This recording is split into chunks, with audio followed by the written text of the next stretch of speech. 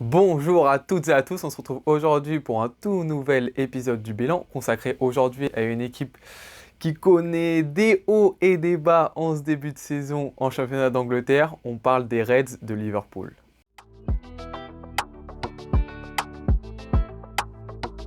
Encore une fois, pas d'énormes changements, on reste sur un club qui aime pas tout bouger, mais on a quand même la perte et l'énorme perte de Sadio Mané et l'arrivée de Nunez et également l'arrivée, on va dire, du petit Carvalho et quelques autres petites arrivées, mais pas très importantes. Maintenant, qu'est-ce qui se passe du côté de Liverpool? Qu'est-ce qui se passe cette année pour qu'il soit 6e du championnat avec 4 défaites, 4 nuls et seulement 6 victoires? L'une des raisons principales, c'est le manque d'intensité. Il y a un manque d'envie, il y a un manque de fraîcheur du côté de Liverpool qui s'explique par plein de faits, qui fait que cette équipe qui vraiment pressait très haut, qui était là, qui s'arrêtait pas de courir, cette année, il y a moins ces éléments-là et ça leur coûte cher. On le voit également avec la hauteur de récupération de balles qui est beaucoup moins haute qu'auparavant. Et ça montre bien que si cette équipe gagne des ballons moins hauts, elle a plus de chemin à parcourir et pour aller marquer un but, et ça va être beaucoup plus compliqué pour elle, alors qu'avant, ce qu'elle aimait aussi, c'était récupérer ses ballons très haut pour pouvoir ensuite aller très vite et explorer les failles de l'adversaire.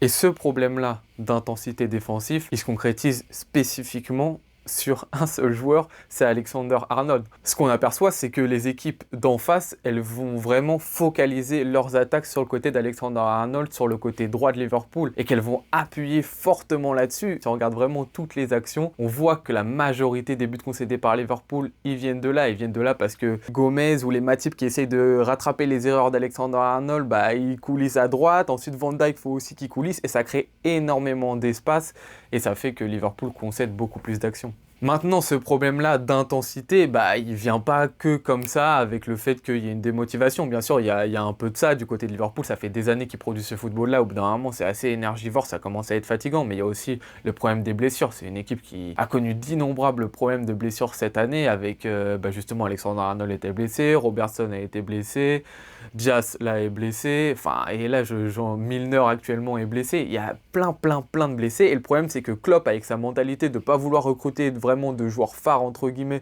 pour changer la structure et la vertèbre importante de cette équipe-là, au bout d'un moment, il manque des joueurs. Les joueurs au milieu sont vieillissants. Quand tu as un milieu avec Thiago, Milner qui commence à être vieux, Henderson qui est également pas plus tout jeune. Donc tout ça, en fait, ça fait que Liverpool a une fatigue et a une fatigue générale. Maintenant, ça c'est ce qui s'est mal passé depuis le début de la saison. Mais on remarque quand même que ces derniers temps, les beaux résultats ils commencent de plus en plus à revenir, et on voit que Klopp a en fait trouvé une sorte de solution, une solution qui est vraiment là pour aider Liverpool défensivement plus que l'aider offensivement. Les Reds vont jouer plus dans leur 4-3-3 habituel, mais vraiment plus sur un 4-4-2.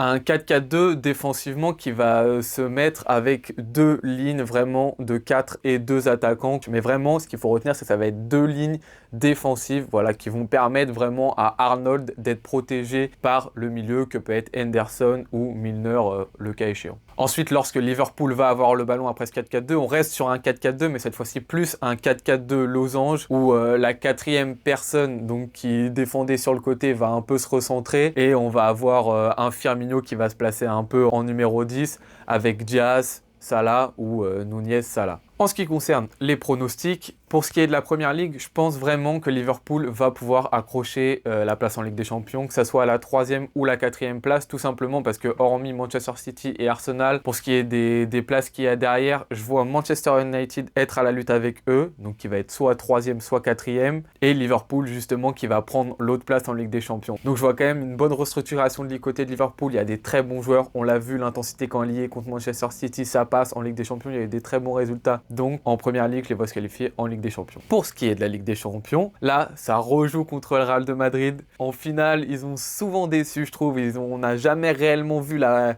patte Liverpool dans les finales de Ligue des Champions contre le Real. Mais je sens quand même que Liverpool, cette année, peut le faire. Peut-être que le Real va être un peu fatigué, va être un peu plus docile que les années d'avant. Et peut-être qu'au bout d'un moment, les Reds, ils vont vouloir prendre vraiment leur revanche. Je vois les Reds se qualifier en quart de finale cette année en Ligue des Champions. C'était mon avis sur les Reds de Liverpool et de Klopp. Je vous remercie d'avoir regardé la vidéo jusqu'ici. N'hésitez pas à me donner, vos pronostics pour la suite de cette saison. Je vous dis à tout bientôt. Ciao!